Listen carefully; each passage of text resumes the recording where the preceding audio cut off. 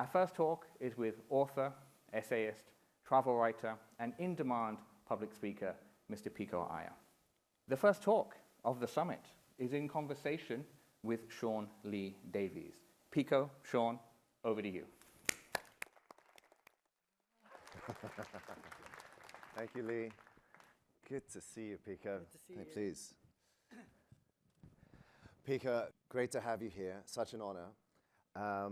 We are obviously the first session to kick off this Gen.T Summit.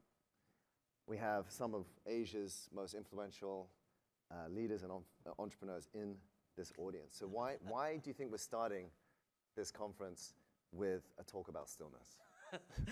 It's a spirit of innovation, surprise, thinking outside the box, coming at things from new angles. You know, my first question was, why have they invited someone who's 1,000 years old from the Paleolithic age to speak to Generation T? But I thought maybe, too, it's a way of bringing something absolutely unexpected to this discussion. You had a very successful career at an early age in the US, and then one day you just picked up and left. Yeah. Tell us a little bit about that journey going to, well, ending up in Kyoto in Japan. You know, by the time I was in my late 20s, I was leading the life I might have dreamed of as a little boy. I had this lovely apartment on Park Avenue and 20th Street in New York, and nice 25th floor office in Midtown, and really interesting jobs, stimulating colleagues. I could take my vacations in Bali or El Salvador. And so, just as you say, I moved to Kyoto, Japan. It was easy to do because I was in my 20s. I didn't have dependents. I knew that if everything went wrong, I could probably move back to New York City. But I thought I was having such a good time, I could easily wake up and realize I was 70 years old and had never explored any other options. And I didn't want to die feeling I'd never lived.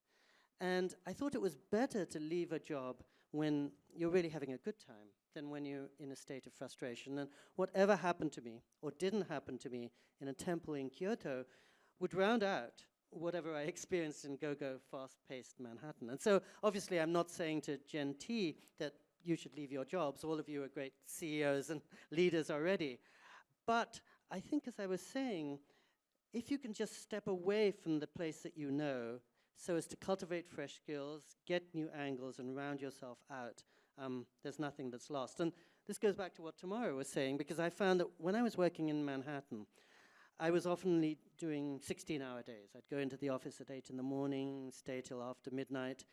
And in 16 hours, I'd probably get about 5 hours work done. And when I took off and lived in this single room in Kyoto, no telephone of my own, no toilet, no anything really, not even a bed, I'd wake up, I'd do 8 hours work, and then the rest of the 8 hours were absolutely free for extraordinary adventure. And again, I think the message of this, most of you are not in a position to take yourself off to the middle of nowhere, but the important thing is just to remember that your priorities and proportions and values may be different from the ones that you've been given. In my case, I realized that money was less important to me than time, and that freedom was more important to me than security. And I think the biggest thing of all, and this speaks to your previous question, is every day when I woke up, as I surveyed the day, I felt I wasn't seeing a cluster of high-rises overcrowded. I was seeing this vast open meadow in which I could go anywhere, and every day really seemed to last 1,000 hours. What's your take on AI? Obviously, Musk has launched his own AI to elucidate the truths of the world. If AI knows everything better than we do and quicker than we do, what is the value of a human being in the next 10 years? And how do we increase our creativity and value to the economy? Yeah, such a good question. I mean, the one thing that AI lacks, presumably, is humanity. And it can impersonate humanity very well. But this is a summit dedicated to innovation. And my guess from what little I know is that AI is drawing on everything that has been accumulated so far, which means it can't project into the future in the same way. It can't, as you, Sean, can do, go out and look at the harbor and suddenly come up with something that has never appeared online before. So that's the advantage we have. Other people here probably know much more about AI than I do. But I'm glad that Musk is working hard to try and ensure it'll do as little harm as possible. And as a writer, do you feel it as a threat? Like, could an AI replace you as a writer one day? Yeah, but it couldn't replace me as a human being. Not yet, Pico. Not yet. Not yet. Yeah.